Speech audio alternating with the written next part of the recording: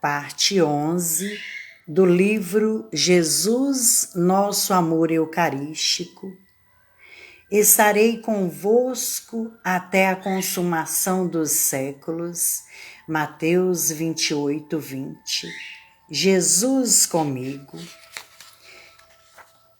Das páginas 91 a 96. A presença real. A presença real de Jesus em nossos sacrários é um mistério divino. Durante a Santa Missa, nos momentos da consagração, quando o sacerdote pronuncia as divinas palavras de Jesus, isto é o meu corpo, este é o cálice do meu sangue, Mateus 26, de 26 a 28. O pão e o vinho se tornam o corpo e o sangue de Jesus. A substância do pão e do vinho não existe mais, porque foi transformada, transubstanciada no divino corpo e sangue de Jesus. O pão e o vinho conservam apenas as suas aparências ou acidentes para nos lembrarem a realidade do alimento e da bebida, segundo as palavras de Jesus. A minha carne é verdadeiramente comida e o meu sangue é verdadeiramente bebida. Está em João 6,56. Debaixo dos véus da hóstia, portanto, e dentro do cálice, está a divina pessoa de Jesus com o seu corpo, sangue, alma e divindade, que se dá a cada um que o recebe na Santa Comunhão e fica permanentemente nas hóstias consagradas que estão encerradas no sacrário. Que palavras espantosas! Ensina Santo Ambrósio, como faz o pão para tornar-se o corpo de Cristo? Por meio da consagração. E a consagração com que palavras é feita? Com as palavras de Jesus. Quando chega o momento de realizar o sagrado mistério, o sacerdote para de falar por si mesmo e começa a falar na pessoa de Jesus. As palavras da consagração são as palavras mais espantosas de que Deus fez em doação à Igreja. Essas palavras têm o poder de transformar um pouco de pão e vinho em Jesus, Deus crucificado. Elas realizam um mistério oculto de sumo poder, que supera o poder dos serafins e que pertence só a Deus e aos sacerdotes. Não deveríamos ficar maravilhados, pois, sabendo que houve santos sacerdotes que sofriam angustiadamente quando pronunciavam aquelas palavras divinas. São José de Copertino e em nossos dias São Pio de Pietrelcina pareciam ficar visivelmente oprimidos por uma angústia mortal e só penosamente e aos arrancos é que conseguiam terminar as duas fórmulas da consagração. O padre guardião quis fazer uma pergunta a São José de Copertino. Como é que pronuncias de modo claro as palavras da missa toda e nas palavras da consagração ficas tropeçando em cada sílaba? E o santo lhe respondeu: as palavras santíssimas da consagração ficam sobre os meus lábios como umas brasas acesas, como umas brasas acessas. Ao pronunciá-las, preciso fazer como quem tem que engolir alimentos ferventes. É por aquelas divinas palavras da consagração que Jesus está sobre os altares, está em nossos sacrários, está nas cândidas hóstias. Mas como? Como é possível, perguntou um estudioso maometano a um bispo missionário, como é possível que o pão e vinho se tornem carne e sangue de Cristo? O bispo respondeu: quando nascestes, tu eras pequeno, e crescestes depois, porque teu corpo foi transformando em carne e sangue os alimentos que ias tomando. Pois bem, se o corpo do homem é capaz de transformar em carne e sangue o pão e o vinho, com quanto maior facilidade Deus o poderá fazer? O maometano tornou a perguntar-lhe: como é possível que em uma hóstia tão pequena esteja presente Jesus Cristo todo inteiro? O bispo respondeu: olha a paisagem que está na tua frente e considera um pouco quanto o teu olho é pequeno em comparação com ela. Pois bem, se em teu olho tão pequeno cabe a figura de um campo tão vasto, por que Deus não haveria de poder fazer em realidade, em sua pessoa, o que em nós existe em figura? O maometano então lhe perguntou ainda: como é possível que o mesmo corpo se ache ao mesmo tempo presente em todas as vossas igrejas e em todas as hóstias consagradas? E o bispo lhe disse: para Deus nada é impossível.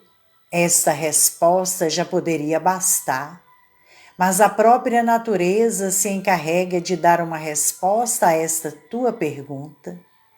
Aqui está um espelho. Joga-o no chão e quebra-o em muitos pedaços. Cada pedacinho pequeno vai te mostrar a mesma imagem que te estava sendo mostrada pelo espelho, quando estava ainda inteiro. Desse modo é o mesmo e idêntico Jesus que se apresenta, não só em figura, mas na realidade em todas as hóstias consagradas. Ele está verdadeiramente em todas elas. Percebiam a presença real. Lembremo-nos de Santa Rosa de Lima, de Santa Ângela de Foligno, de Santa Catarina de Sena, de São Felipe Neri, de São Francisco de Borja, São José de Copertino e de muitos outros santos que percebiam sensivelmente a presença real de Jesus no sacrário e nas hóstias consagradas, e o viam com seus olhos ou sentiam dele o inefável perfume. Lembremo-nos do episódio de Santo Antônio de Pádua, que diante de um incrédulo o fez ver como um burro faminto se ajoelhou diante de um ostensório com o Santíssimo, em vez de ir se lançar sobre um comedouro cheio de ração, que foi posto junto ao ostensório. Lembremo-nos do que aconteceu a Santa Catarina de Sena. Um dia, um sacerdote que não acreditava nos dons especiais da santa apresentou-se para levar a comunhão a Santa Catarina, que estava enferma, e ia-lhe levando uma hóstia não consagrada. À entrada do sacerdote, a santa nem se moveu como de costume para adorar a Jesus Eucarístico, mas fitou o sacerdote e o censurou abertamente por querer enganá-la e pelo pecado de idolatria que queria fazer que ela cometesse. A mesma coisa aconteceu à beata Ana Maria Taige, que recebeu a comunhão com uma hóstia não consagrada. A beata o percebeu imediatamente e sentiu uma tristeza sem medida, como confidenciou em seguida ao seu confessor. Lembremo-nos ainda de Santo Afonso de Maria de Ligório, que, estando enfermo, recebia a Santa Comunhão em sua cela. Certa manhã, logo que percebeu a comunhão, o santo começou a gemer em alta voz e entre lágrimas. Ah, que foi que fizestes?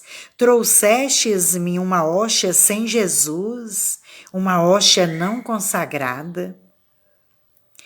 Procuraram indagar sobre o caso e descobriram que naquela manhã o sacerdote celebrante, por pura distração, tinha passado do memento dos vivos para o memento dos mortos, cânon romano, omitindo inteiramente a consagração do pão e do vinho.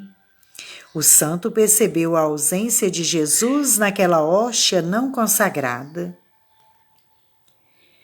Poder-se-ia lembrar muitos outros episódios tirados da vida dos santos, assim como também se poderiam lembrar os atos de exorcismo sobre os possessos que foram libertados do demônio por meio da Eucaristia.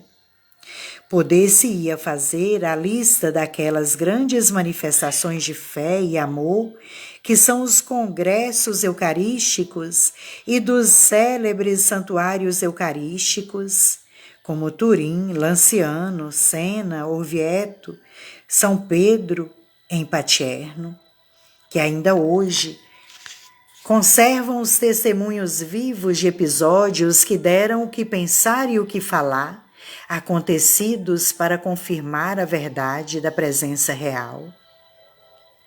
De modo especial, o Santuário Eucarístico de Lanciano, nos Abruzos, que é um santuário eucarístico único no mundo, em que o mundo todo deveria conhecer, para nele descobrir a presença prodigiosa de uma hóstia que se transformou em carne viva e que assim está conservada há muitos séculos. É um milagre visível que nos deixa atordoados e comovidos. Mistério de fé. Mais importante, porém, do que qualquer episódio ou testemunho, é a fé sobre a qual se baseia a verdade da presença real e sobre a qual deve basear-se a nossa inabalável certeza de que é assim. Jesus é a verdade, João 14:6, e ele deixou-nos a Eucaristia como um mistério de fé, no qual precisamos crer com toda a mente e com todo o coração. Quando a Santo Tomás de Aquino, doutor angélico, foi levado o santo viático, ele se levantou da cinza sobre a qual tinha feito estender, ajoelhou-se e disse: ainda que existisse uma luz 1000 vezes mais resplandecente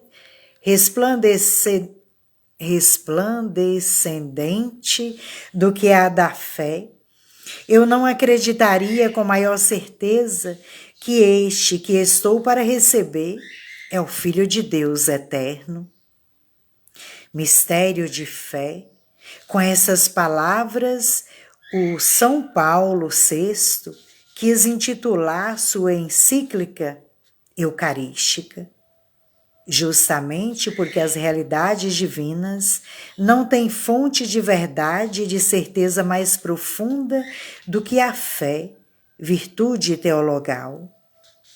Foi com essa fé que os santos viam Jesus na hóstia e não tinham necessidade de outras provas.